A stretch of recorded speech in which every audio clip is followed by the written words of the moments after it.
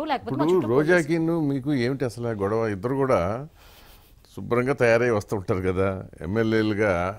అప్పుడు నువ్వు రూలింగ్లో ఉండి ఆవిడ అపోజిషన్లో ఉన్నా, ఇప్పుడు ఆవిడ ఓడిపోయి ఉండొచ్చు కానీ బట్ మనుషులు నీట్గా ఉంటారు, మంచి డ్రెస్ వేసుకుంటారు, ఇద్దరు కూడా చూడముచ్చటగా ఉంటారు.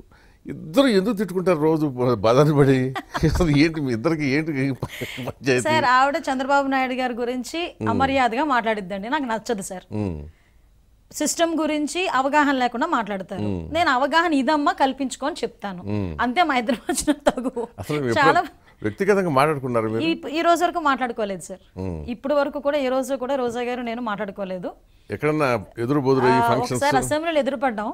మాకన్నా మా చుట్టూ ఉన్న వాళ్ళు చాలా యాంగ్జైటీ ఫీల్ అయ్యారు. నేచురల్లీ మేమిద్దరం మాట్లాడుకుంటామా లేదా అని one type of pin drop silent అనమాట అసెంబ్లీ లాబీ అంతా. ఎవరు మట్టుకు వాళ్ళని ఫోన్లు పట్టుకుని క్రాస్ అయిపోయాం. నటించారు. అంటే నేను ఒకసారి మాట్లాడాను సార్ ఫస్ట్ లో ఎమ్మెల్యే గారు. ఆవిడ ఎందుకు పలకరించలేదు ఏమో అనిపించింది, నేను ఇంక పలకరించలేదు. అప్పటి నుంచి మా ఇద్దరి మధ్యలో ఒక అంటే నేను ఇంకొక మాట కూడా ఈ సందర్భంగా గుర్తు చేయాలి సార్. ఇప్పుడు మాట్లాడుతున్న చాలామంది లేడీస్ గురించి ఈరోజు వాళ్ళు కొత్తగా మాట్లాడుతున్నారు, కానీ నేను అసెంబ్లీ సాక్షిగా అలాంటి మాటలు పడ్డా. ఆ రోజు అసెంబ్లీ సాక్షిగా నేను మాటలు పడ్డా.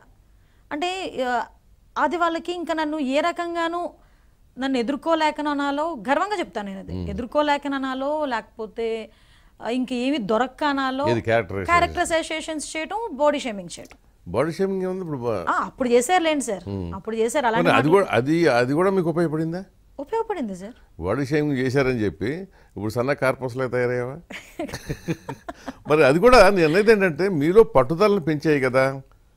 నేను బాధపడుకుంటే బదులు ఇప్పుడు మనకి ప్రత్యర్థులు మన మీద వేసే బాణాలు గాయపరచవచ్చు తాత్కాలికంగా, కానీ ఎఫెన్స్ కూడా నేర్పుతీగా. నేర్చుకున్నాం సార్ మేము. అది మేమైతే నేర్చుకున్నాం. ఇప్పుడు మేము మాట్లాడుతున్న సిచ్యువేషన్స్ని బేస్ చేసుకుని వాళ్ళు మా మీద దాడులు చేయకుండా మీరు అన్నట్టు వాళ్ళు కూడా నేర్చుకుని ఉంటే హెల్తీ పాలిటిక్స్. బాడీ షేమింగ్ అది తప్పు, అది అన్యాయం. ఏ మనిషి అయినా బాడీ షేమింగ్ మగైనా ఆడైనా తప్పే, కానీ అది చేయటం మొలాన కదా మీలో ఇంత పట్టుదల వచ్చింది. తిండి తగ్గించుకోవటం, అన్ని జాగ్రత్తలు తీసుకుని వ్యాయామం చేసి అన్ని ఆరోగ్యం వచ్చింది.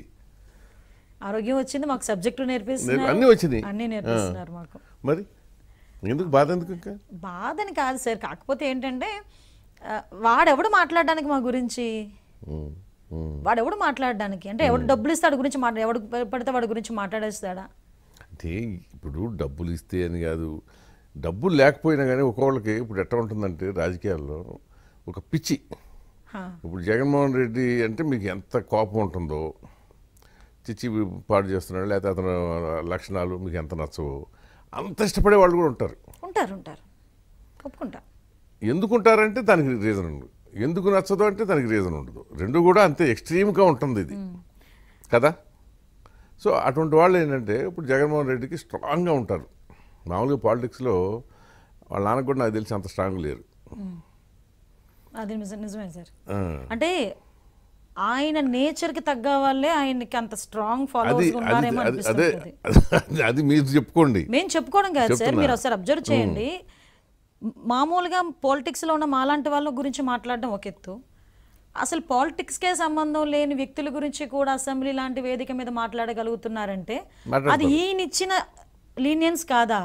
లీనియన్స్ అంటే ఏమంటే తెలుస్తుంది కదా, ఆయన ఇష్టపడతాడు అలాంటి విషయాలు. అలాంటి మాట్లాడుతుంటే కూర్చొని అసెంబ్లీలో కూర్చొని నవ్వుకుంటాడు సార్.